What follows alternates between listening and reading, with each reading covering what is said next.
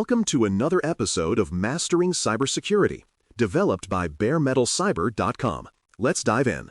An account can look harmless simply because no one has used it recently, but inactivity does not remove access. The practical problem is that an unused account may still be able to sign in, reach systems, retrieve data, or perform administrative actions long after its original purpose has faded. Security teams therefore need to distinguish an account that is quiet from an account that is safely closed. That distinction affects whether the organization monitors the account, disables it, removes its permissions, or investigates why it still exists. In this episode, we will answer what makes an account dormant, why employee, administrator, vendor, and service accounts become dormant in different ways, and how to decide what should happen next. By the end, you should be able to explain why no recent activity is not the same as no remaining risk. A dormant account is an account that remains active even though it has not been used for an extended period. Active means the account can still authenticate or otherwise exercise access that has not been formally removed. Dormant describes inactivity, not safety, ownership, or intent. A disabled account is different because it has been deliberately prevented from authenticating. An expired account has reached a configured end date, while an orphaned account is one that no longer has a clear, responsible owner. These conditions can overlap. An orphaned account may also be dormant, and a dormant account may later be disabled, but the words describe different facts. They are often confused because people treat absence of use as evidence that the account has already been retired. The main distinction to remember is simple. Dormancy tells you that access has been quiet, not that access has been removed. Employee accounts often become dormant when employment ends, a worker changes roles, a contractor completes an assignment, or someone takes an extended leave. The account may remain in a directory, cloud service, application, or remote access system, even after daily use stops. Inactivity can be especially misleading when access is spread across several systems, because disabling one central account may not automatically close separate application accounts or locally managed credentials. A former employee account may also retain group memberships, shared resource permissions, application roles, or access tokens that were never revisited.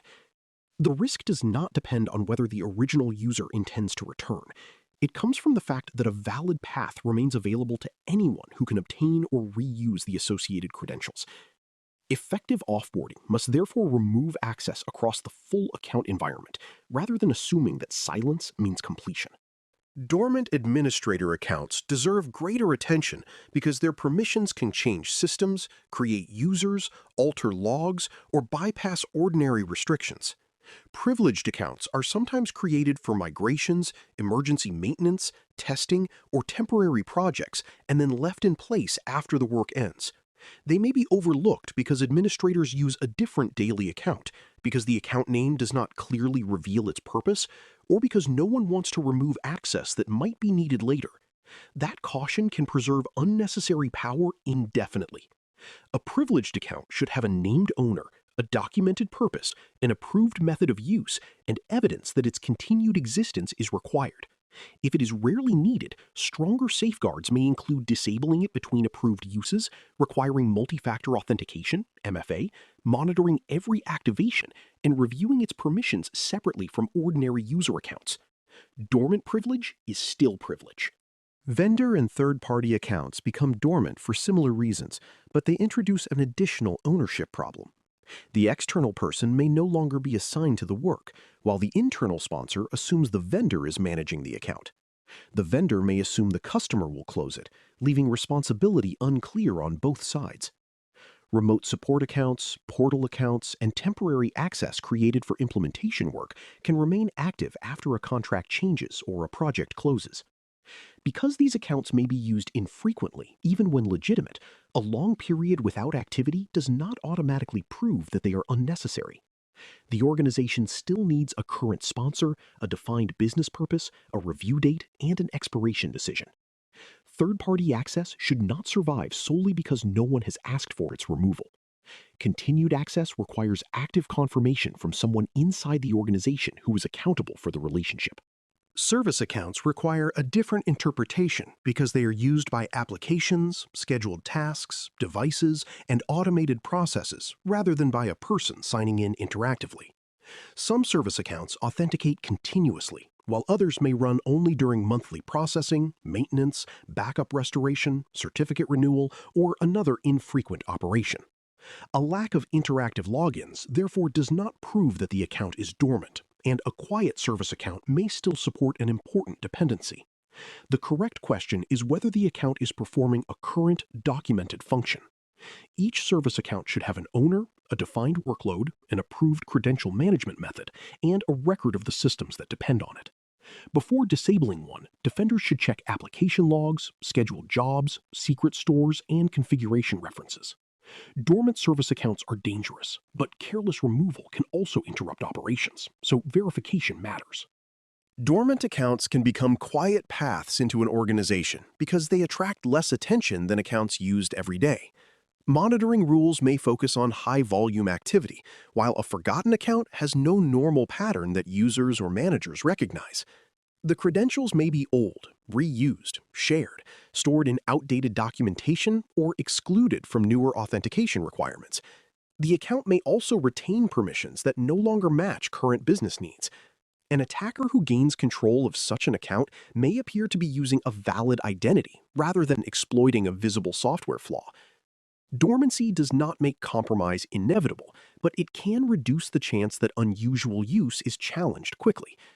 The defensive goal is to make every active identity explainable. Someone should know why it exists, who owns it, what it can reach, how it is authenticated, and when it should be reviewed or closed. Before we continue, this episode is brought to you by the Bare Metal Cyber Academy. The Academy is a place for people who want to keep developing practical cybersecurity knowledge through clear, structured education. It is designed to help learners and working professionals strengthen their understanding of security concepts without turning every topic into jargon or exam preparation. You can visit baremetalcyber.com to explore the Academy and see the learning opportunities currently available. Careful account management depends on understanding how identity, access, ownership, and risk fit together, and those connections become easier to apply when they are taught directly. Now, let's return to dormant accounts and the decisions that keep forgotten access from remaining available indefinitely. Dormancy should not be confused with password age, credential expiration, or proof of compromise. An account can be used every day with an old password, so the password is stale even though the account is not dormant. Another account may have a recently changed password but remain unused for months, which means its credential is newer while the account is still dormant. Inactivity also does not show that an attacker has used the account. It is a condition that deserves review because the account remains available without a demonstrated current need. Organizations often choose an inactivity threshold, such as a defined number of days, to identify candidates for review.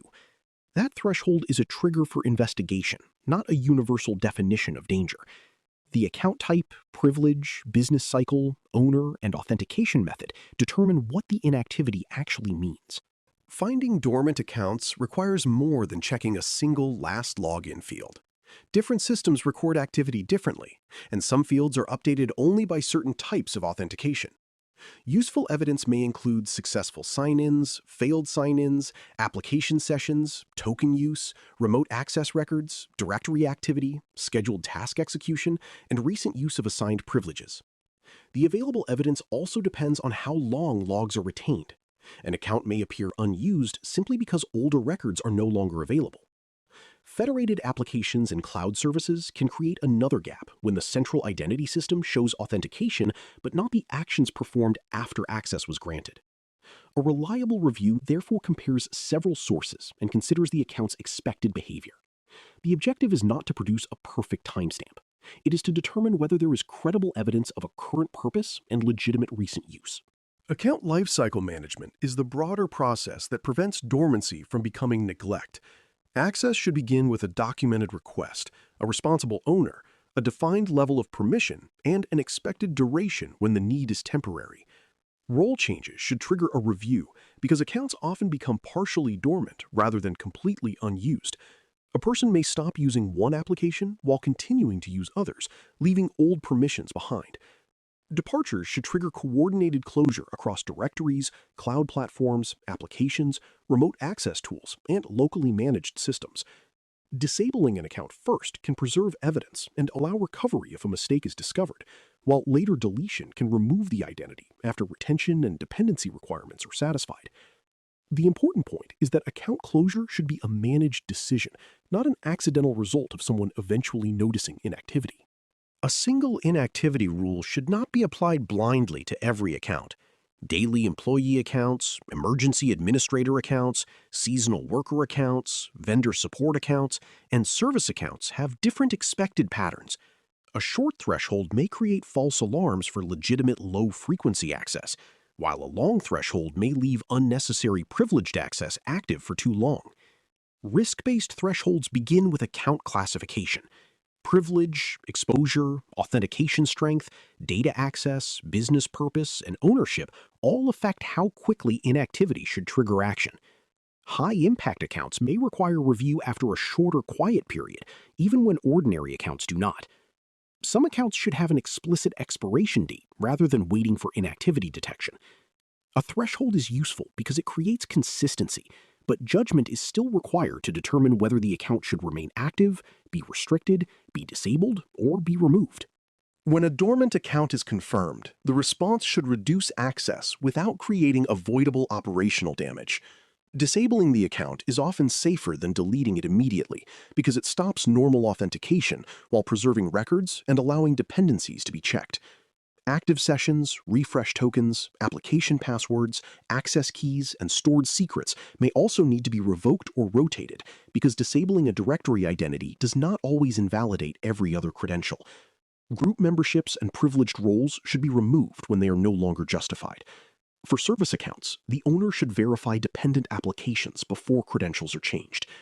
MFA is valuable, but it does not make an unnecessary account acceptable. Least privilege, periodic access reviews, expiration dates, and clear ownership work together so that dormant accounts are identified before they become permanent exceptions. A useful way to evaluate any suspected dormant account is to ask a connected set of practical questions. Who is accountable for the account today, and can that person explain its current purpose? What evidence shows legitimate recent use, and does that evidence match how the account is supposed to operate? What systems, data, permissions, tokens, or automated processes can the account reach? Would disabling it interrupt a required function, and has that dependency been verified rather than assumed? If the account must remain, what expiration date, monitoring, authentication, and review conditions should apply? If no owner, purpose, or dependency can be confirmed, continued access is difficult to justify. This method turns inactivity from a vague warning into a decision based on ownership, evidence, privilege, and business need. A dormant account is an active account that has gone unused long enough to raise a legitimate question about whether its access is still needed. It is dangerous not because inactivity itself causes harm, but because forgotten access can preserve credentials, permissions, and trusted paths after normal oversight has faded. Employee, administrator, vendor, and service accounts can all become dormant, yet each type requires evidence appropriate to the way it is supposed to operate. The correct response is neither to ignore quiet accounts nor to delete them without checking dependencies. Organizations should identify them, confirm ownership and purpose, evaluate their privileges, disable or restrict unnecessary access, and document why any exception remains. The practice that follows from this episode is specific. Every active account should have a current owner, a current purpose, and a current reason to remain usable. Thanks for listening. For more audio courses, daily newsletters, and more, please visit DailyCyber.News.